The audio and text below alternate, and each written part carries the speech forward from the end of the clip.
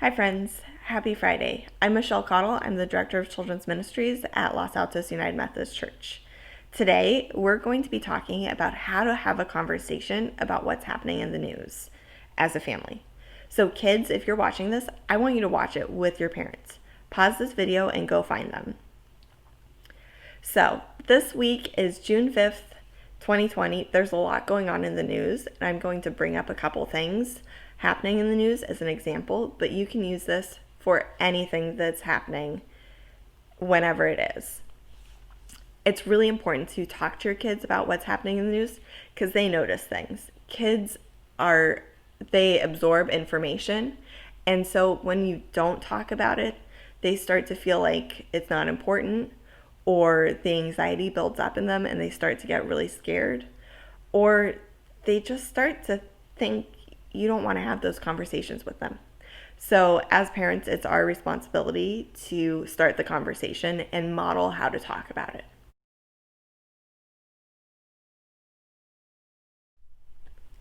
First thing you're going to do is do your research. Before you talk to your kids, read, listen, or watch the news so that you have enough information that you can talk about it with some authority and clarity. Don't watch the news with your kids. There are a lot of scary images, and that breaking news feeling is really stressful.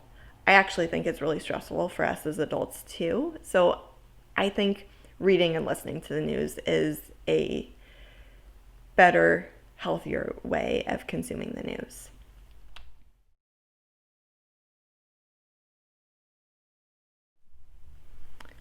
Then you're going to start the conversation. I would make this a really casual conversation. Don't make it a big sit down thing. It can be really small and simple. Sit down with your kids while they are playing and start playing with them, or get out some arts and crafts supplies and start a project. And then ask this question. There are some big things happening in the news right now. What have you noticed? What have you heard? What have you felt? And your kids will tell you. You want to get a sense of what they understand, and if they are just kind of clueless about it and they don't seem interested, you can stop there. If they have a lot to talk about, or if they have a lot of questions, keep going.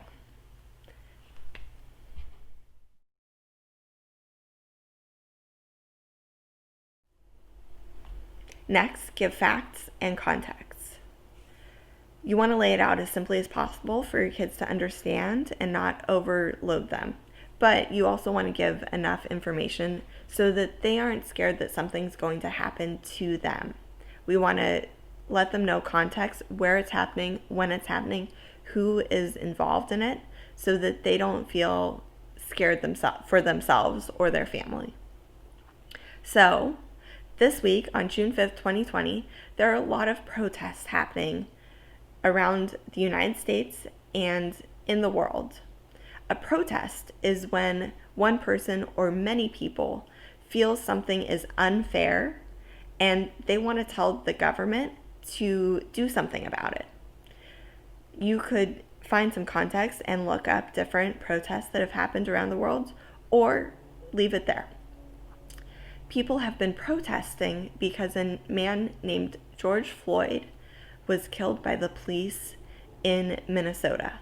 I would find Minnesota on the map so they know where this happened. They're upset and think it is unfair because the police kill Black men and women more often than anybody else, and that's unfair. And I think I would leave it there unless they have questions. There's a lot of places where you can use context. You can go more deeply into racism, or you can leave it there.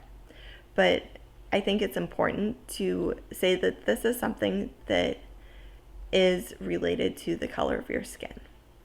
And we can definitely talk about that more in another video.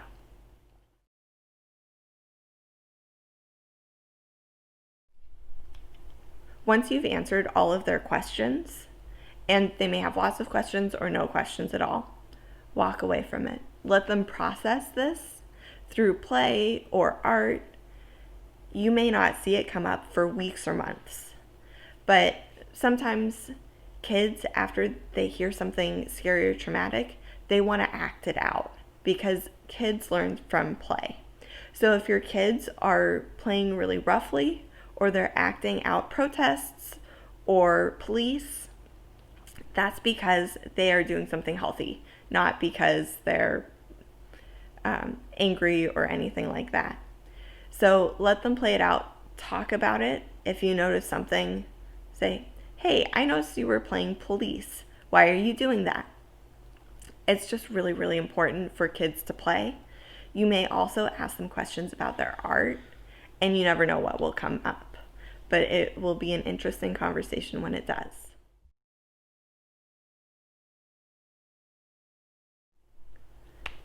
The next thing you want to do is find the helpers. Mr. Rogers was absolutely right.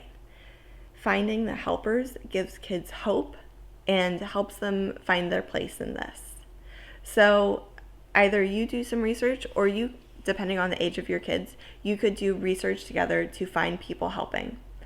I've been really inspired because there have been people handing out sandwiches and water and masks and hand sanitizer all over the world to help protesters. And that's really cool.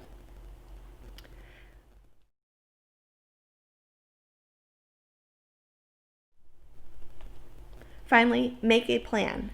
If this is a scary event like a hurricane or an earthquake, sometimes making a plan can actually help kids feel less anxious because they'll know what to do if something like that happens.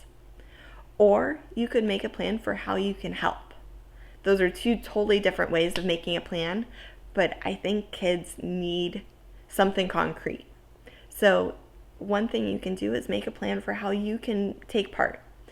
If taking part in the protest is how you want to participate, awesome.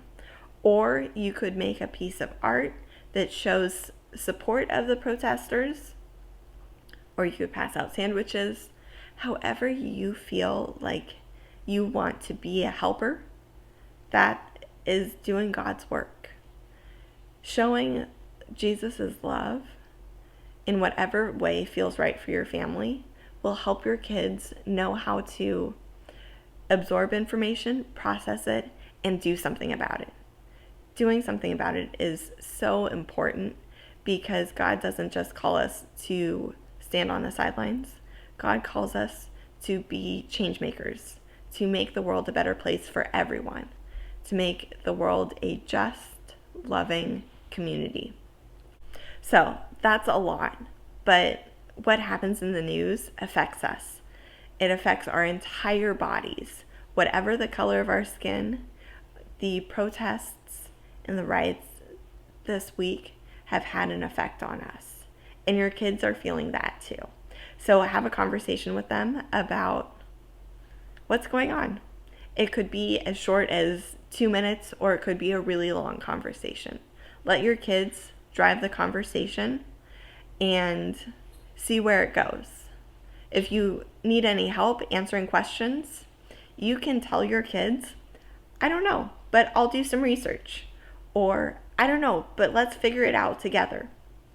Your kids will respect that because there are a lot of things kids don't know, and knowing that sometimes their parents don't know really helps.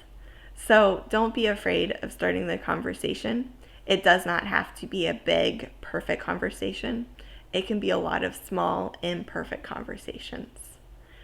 Let me know if you need any help answering questions. I am here for you. Have a great weekend, and I will see you on Sunday for worship and Sunday school. Bye.